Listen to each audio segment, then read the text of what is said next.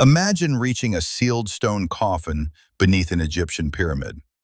The seal is intact. Then it opens, and there is no body. That shock is not fiction. It happened in Egypt, at Saqqara, in the 1950s. The pyramid belonged to Sekhemkhet, a little-known king of Egypt's third dynasty. Saqqara lies south of modern Cairo, on the edge of the desert. Its most famous monument is the Step Pyramid of Djoser. For centuries, sand hid another royal pyramid nearby. In 1951, Egyptian archaeologist Saqqara Ghonim began investigating a low, buried structure. It did not look like a great pyramid. It looked like desert swallowing stone. Ghanim's team uncovered walls, passages, and traces of an unfinished royal complex. Seal impressions revealed a name. The monument belonged to King Sekhemkhet, successor to Djoser. This was not a treasure cave waiting for a movie hero. It was a dangerous archaeological site. Loose stones, dust, darkness, and collapsing passages were the real threats.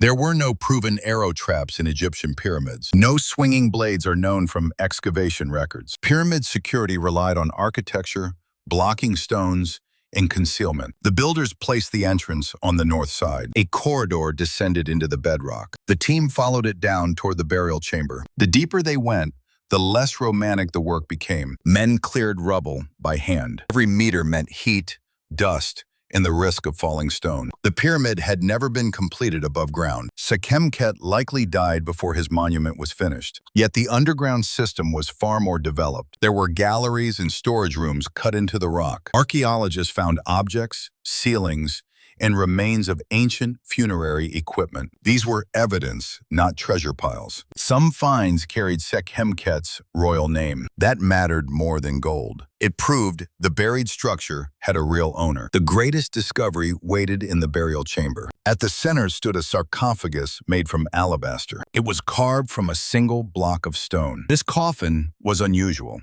It had no normal, removable lid. Instead, it was sealed by a sliding panel at one end. The sealing material still appeared intact when excavators found it. That detail made the moment extraordinary. A sealed royal sarcophagus might still hold a king. News spread quickly. Officials and journalists gathered for the opening in 1954. Egypt was about to witness a rare archaeological moment. The team prepared the chamber carefully. No one expected a curse or a monster. They expected a mummy, or at least burial remains. The panel was opened. The space inside was examined. The sarcophagus was empty. There was no mummy of Sekhemkhet. There was no inner coffin. There were no royal burial goods inside the sealed box. For an archaeologist, that emptiness was not nothing. It was a historical problem. A sealed sarcophagus should not be empty without a reason. The pyramid itself offered no simple answer. It had been unfinished. Its king's burial may have been interrupted, moved, or never completed. Some scholars have suggested Sekhemkhet was buried elsewhere. Others think the chamber was prepared before the body arrived. The evidence does not settle the case. What matters is what the evidence does not show. It does not show a creature imprisoned inside.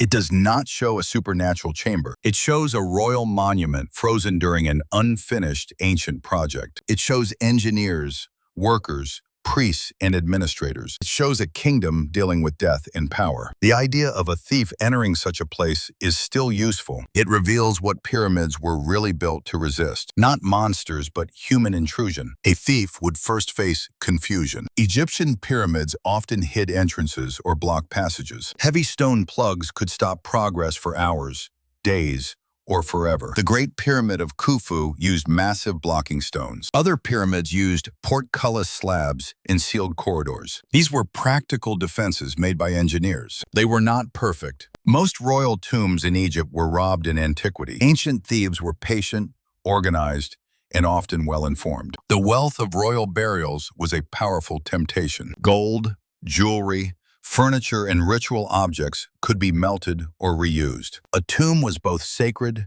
and valuable. But Sekhemkhet's pyramid was different. The strange part was not that robbers found nothing. The strange part was that modern excavators found an empty, sealed sarcophagus.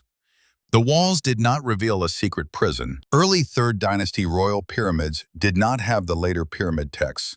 Those long inscriptions appeared in royal pyramids centuries afterward.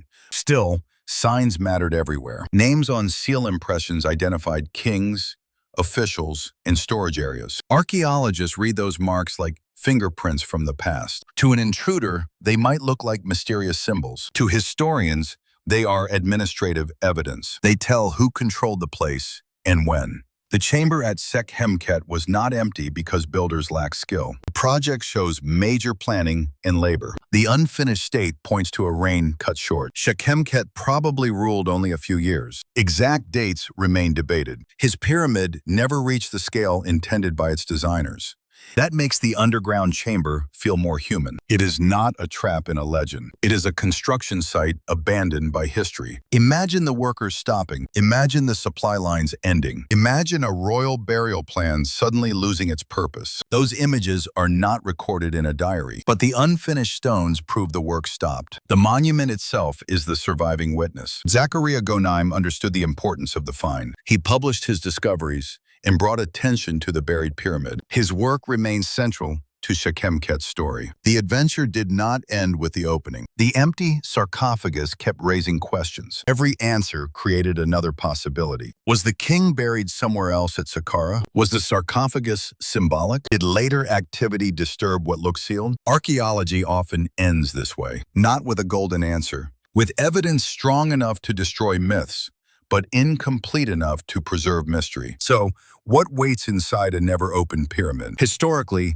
not spring traps, not walking mummies, not a monster locked behind stone. What waits is engineering, darkness, and unanswered evidence. A sealed coffin can be empty. A royal tomb can hide a missing king. That is the real shock of Sekhemket's pyramid. The ancient builders did not imprison a creature. They left behind a question.